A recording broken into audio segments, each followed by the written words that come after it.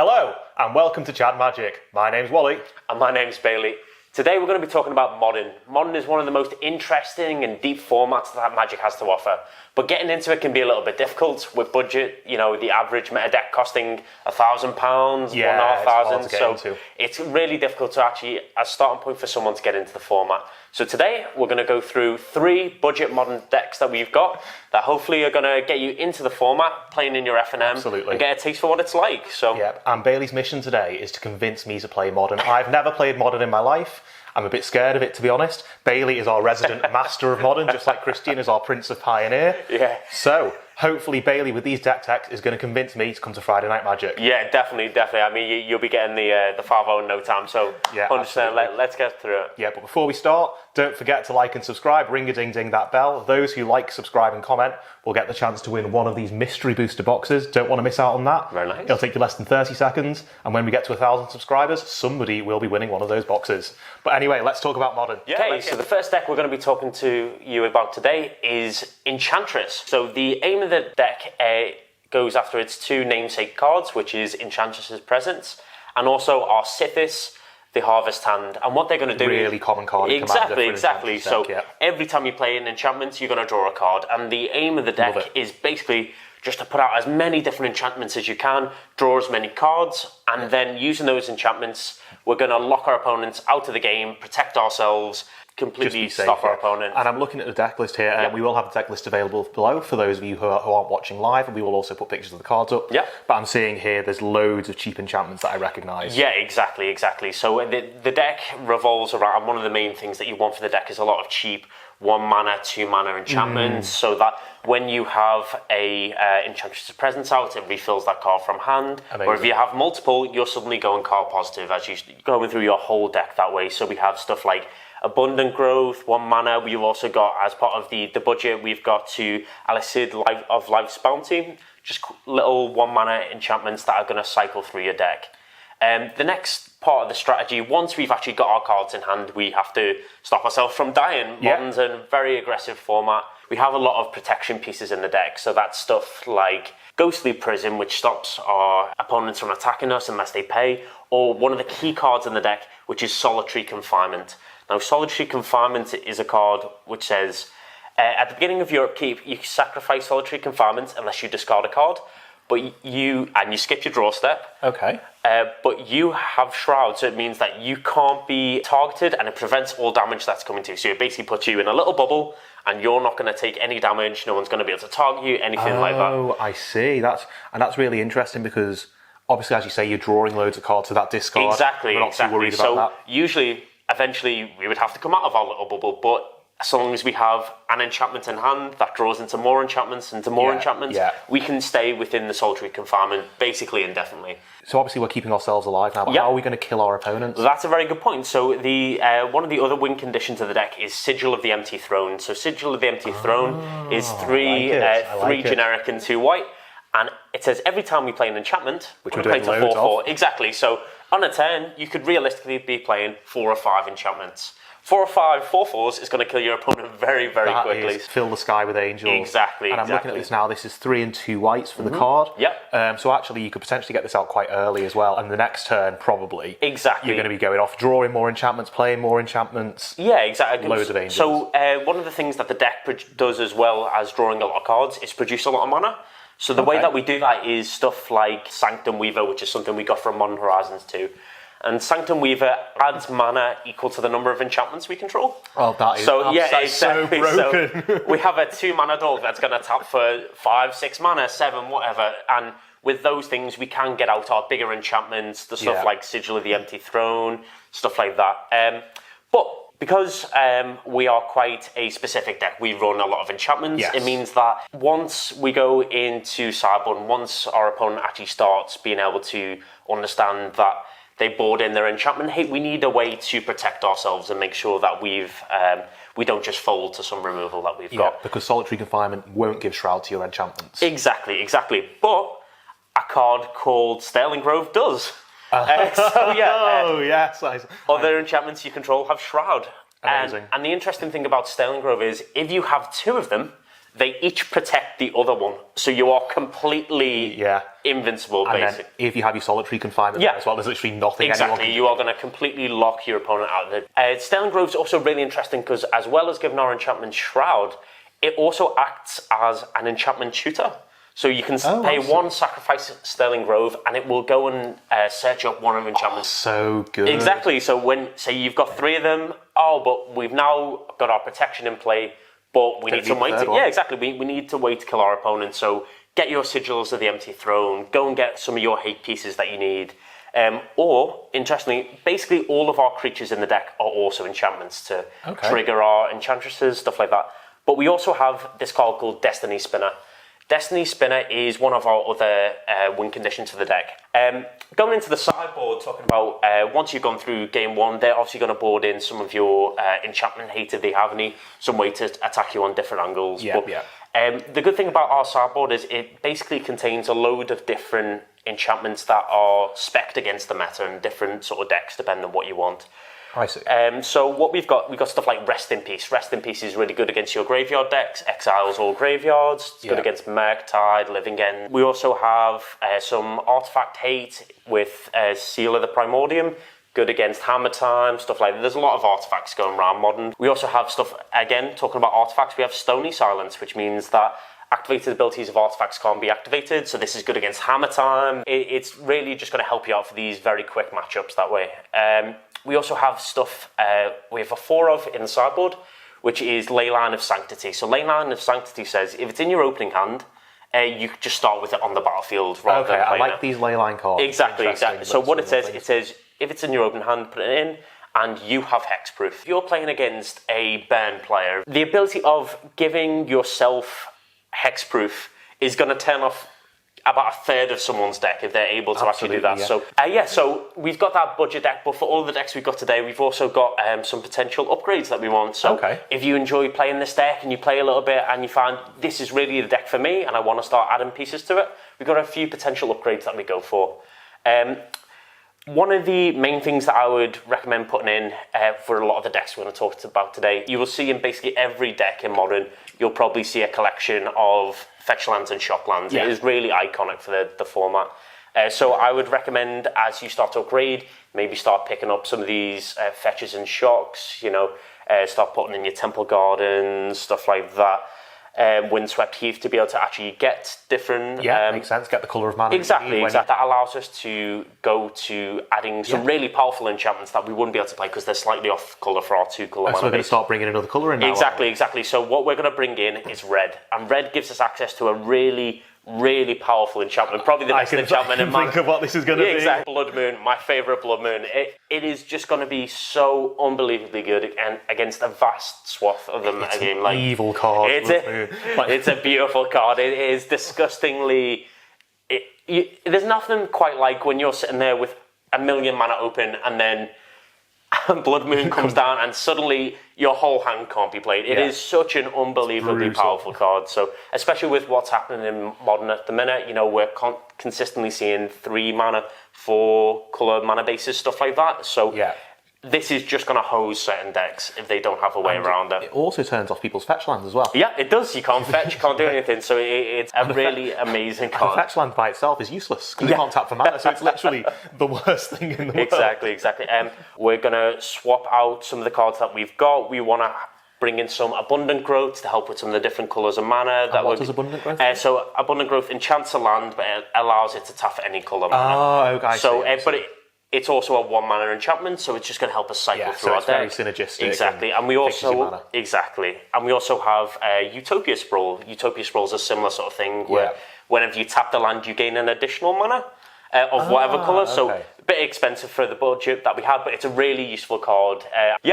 Really cool deck. Yeah, I like the sound of that one. Well, if that's where we're starting, Bailey, then I'm quite excited to see where we finish because I've actually been thinking about building a Sithis commander deck. Right. So this it's very similar sort of thing. I like it. So you might want to try this out, actually. I think it'd be a really interesting deck. People aren't going to expect... about 6 months ago, there was a point in time where Enchantress was it really had a spike in popularity and was really doing some good tournament results.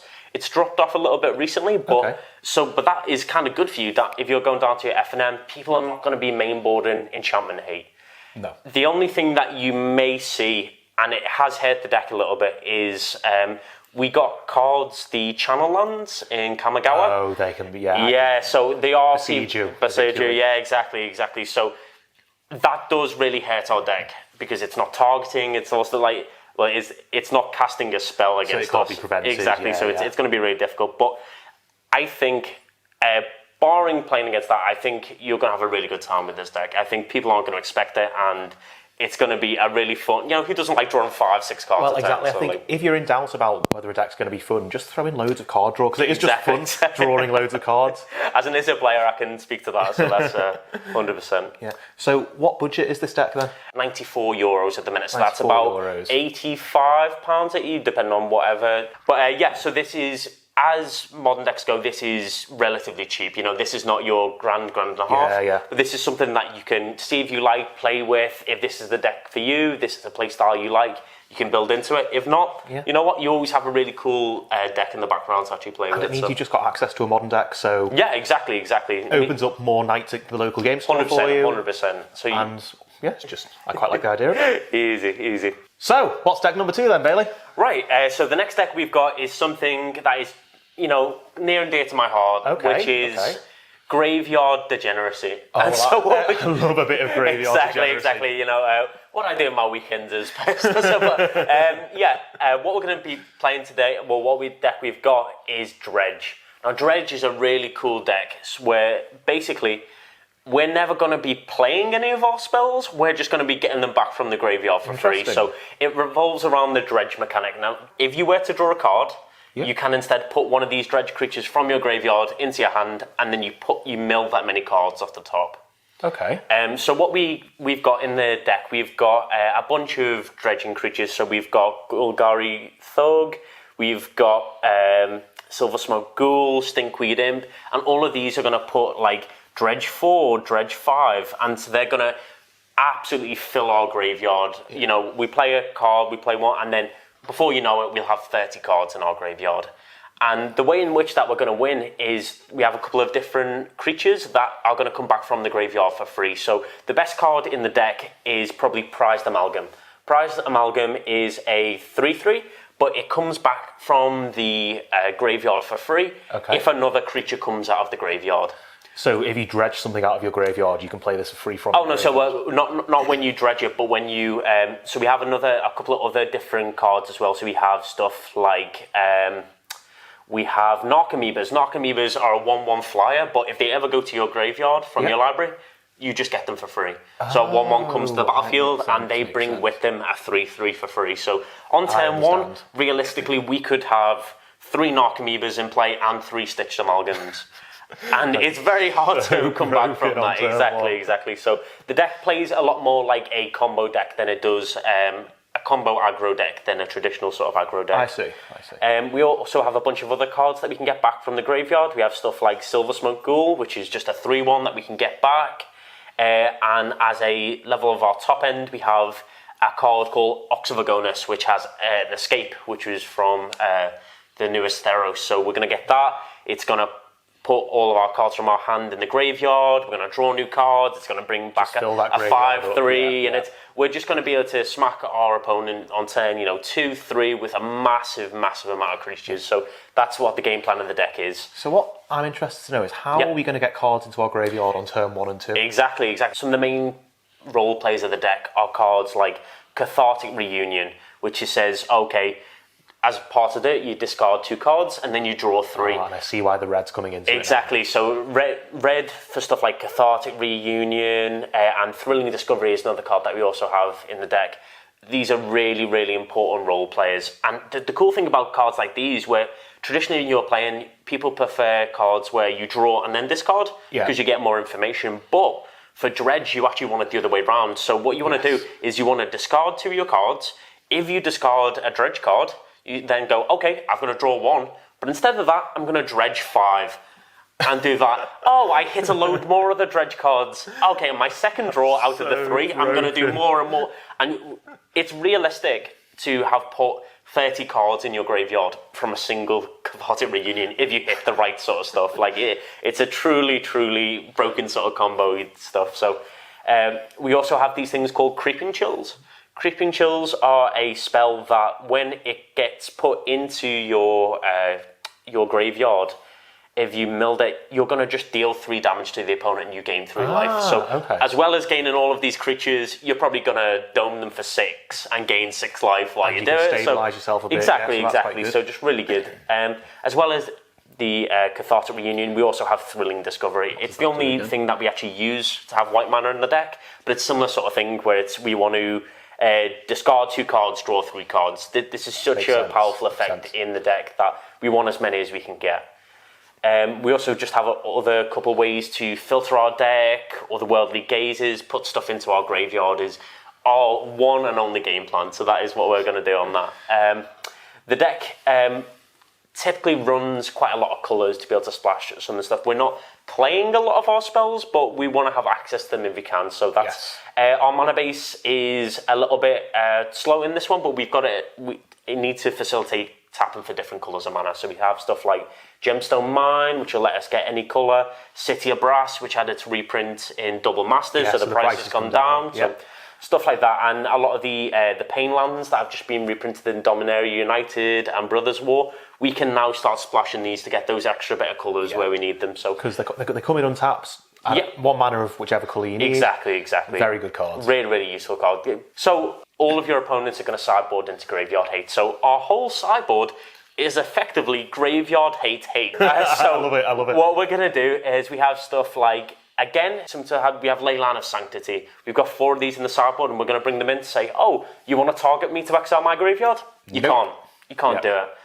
We have stuff like Shenanigans, great name of a card. So Shenanigans is going to say destroy target artifact, and you can also dredge it for 1. So feeds into our other game plans. But what this is really there for is the biggest bit of Graveyard Hate in Modern at the minute is Unlicensed Hearse. So we need a way to be able to destroy this in games 2 and 3. I was wondering why specifically this, but that makes sense. Exactly. So we need, and that sees so much play in Modern. Exactly. So we need a way to deal with this. Currently we've got 2 in the sideboard. Potentially we might want to put 3. We also have stuff when we're facing against the graveyard deck. Tormod's Crypt. This is good for when you're facing against Murktide, Living End, stuff that is also going to be filling their own graveyard. Quite a specific effect you need there, really, because you want to protect your own graveyard and deal with your opponents, and they're probably going to have this as well. Exactly. So it could become quite brutal. Yeah, we also have Inquisition of Kozilek. Okay. Inquisition of Kozilek is going to help smooth us out when we're on the draw. It's going to say, okay, turn 1, we play it, and we're going to get out of your hand, we're going to remove your Tormod's Crypt, we're going to remove your Unlicensed Hearse. We need to fight our way through it before it even gets on the graveyards, on the battlefield. So that Inquisition of Kozilek, I think, is quite an underrated card. Yeah, unbelievably good card. So it used to be quite expensive, but again, with the same, it also got printed in Double Masters, so plenty of uncommon. So yeah, you probably got like 12 of those. So that's really good card, and it's worth having a few in your sideboard. Is this deck so this deck so far is €91.32. So that at time of printing is 78 quid. And that is $95. So for a modern deck is super budget. And Dredge, it's not top of the meta right now, but it has for years and years it has been in and out of it. It's a super powerful deck that can do some really broken degenerate stuff, as you've seen. So really cool deck. If you're interested in more like the combo side of it, filling your graveyard, amazing deck to have this one speaks to me as well, because I've got my Arami deck, which is without a doubt. Yeah, exactly. Similar sort of play style. All it needs is for Dredge to be a returning mechanic in a standard set, and suddenly this deck becomes very good. Oh yeah, I don't think Dredge is so broken that I don't think they'll ever. It's never coming back, unfortunately. So we've had a couple of cards like there's only one card that's ever been banned, unbanned, and rebanned in Modern, and that's a card called Golgari Grave Troll, which was a Dredge card. So it's okay. Maybe we won't see Dredge. We probably won't see it in stand, but you know what? You might see it in. You might see it in Modern Horizons 3. There's a good chance there's some Dredge stuff in there. So 100%. Anytime any graveyard interaction, there's a chance that Dredge just becomes broken again. So really cool deck to play. So we've built this ultra budget deck as well. So if this is something you're interested in trying, but you're really not sure whether to play modern or not, or not sure it's for you, we've made a budget deck which is just £44, and that's going to get you into the deck. So it cuts a lot of the colours from the deck. It's a Demir dredge deck. So we remove red, which is a bit unfortunate, but we have other ways of getting cards into our graveyard, drawing again. And it mostly plays exactly the same. You do lose a little bit of those truly broken, I've got 20 power on turn 2 sort of turns, but we swap that out for a bit more of a controlling style. So that link is the link to that deck list is also going to be in the description below if you want to check that out. Yeah, exactly. So yeah, if this is something, degenerate graveyard stuff is something that interests you, why not give Dredge a go? It's really, really fun and interesting deck to play. And you might even find that you already have the cards for this in your collection. Definitely. Going through this, I'm seeing a lot of commons and uncommons. So if you've opened a sealed product, you might just have the cards that you need. Exactly. No better way to actually play. Yeah, exactly. No better way to actually get a deck, and you've already got 30 of the 60 cards you need. So perfect. 100%. Right, and on to the last deck. So we've had Selesnya with a splash of, was it red? Splash of red, yeah. Then we've had Demir with a splash of red. And wouldn't you know it, the last deck is mono red. red throughout. Yeah, I mean, I love red. Red's a great. I know yourself, you're a big red player, so red's really interesting. And what is always going to see playing, no matter what format you're in, is mono red. Mono red is such a powerful deck, but it's super cheap. And it's a good way to get you into the format if you've never played Modern before. It's a really easy deck to start learning, but a really difficult deck to master. So it's a deck that you can get a lot of play out of, see what your meta's like, understand different decks. And so I think Mono Red, you'll often see this recommended as like a starting deck to get into formats. And I can't recommend it enough. So the goal of the deck that we've got, we have just a handful of fire. I love it already. I love it already. Our game plan is just to hit our opponent with small creatures, dealing damage to the face, and we have 20 cards in the deck that just deal damage to your opponent's face. So what, like lightning bolt? Lightning sort of thing? Bolt, rift bolt, all stuff like that. We're going to be dealing 3 damage. All the bolts. Exactly. A third of your deck is going to be direct damage to your opponent's face, and then an additional 8 cards are going to deal damage to their face based on killing creatures and stuff. So interesting. Really, really interesting. So the deck is super aggressive. We go low to the ground. We have to turn our creatures sideways. A couple of them have. We have Monastery Mentor that has prowess. It's going to get bigger. Stuff like that. Really, really powerful deck. We also have a card called Ramnat Ruins, which is a land card. So this is our way to work against Flood. So Ramnat Ruins says basically pay 2 red, sacrifice a desert. It's a desert itself, and it's going to deal 2 damage to the opponent. So as you start playing the game, you've got the little creatures, turn them sideways, you've got your opponent down to 6 life, and they're starting to stabilize, and you keep drawing lands. This is a way to get you out of Flood for the deck. So it's a really, really... So it's a land with a utility. Exactly. And that whenever you get a card that's useful like that, amazing. The utility in Magic is super, super powerful. And I think as a general thing, if you can find a land that fits your strategy, just play it. 100%. Why would you not? 100%. Like it's an untapped red source comes in, play it all day, every day. Sorts of love. Exactly. So Mono Red, as I said, it can seem simple going into it, but the more you play with it and the more you play against different sort of matchups, there is a lot of skill that goes into Mono Red, understanding exactly when you have to prioritize going face, when you have to kill their key creatures, it's a lot about resource management, because you're probably going to run out of cards before they do. You're going to run out of steam, and your job is to actually stop them from stabilizing, to push those last few bits of damage through before they can actually survive. Perhaps one way to think about it is you start with 7 cards. I'm guessing there isn't a lot of card draw in this. No, not many. We have stuff. It's very little, basically, as Mono Red. It's one of its weaknesses, essentially. Of course, So what that means is that you've got to sort of have taken control of the game by probably turn 3. Because if you're playing 2 cards out your hand a turn, you're basically into top decking by the time you get to turn 3 or 4. 100%. So I can see why the need for this to be really quick is there.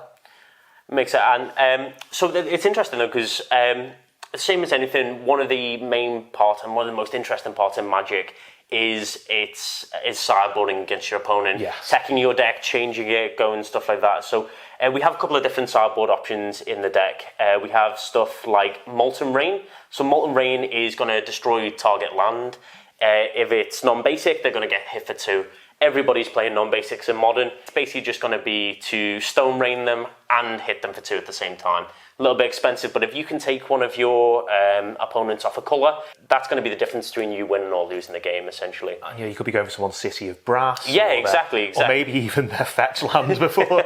If you can get that's pretty good. That's pretty good. We also have Rolling Vortex. Rolling Vortex, the main bit of text on this card that's interesting to read about is whenever a player casts a spell and they spent no mana to cast it, it deals 5 damage to them.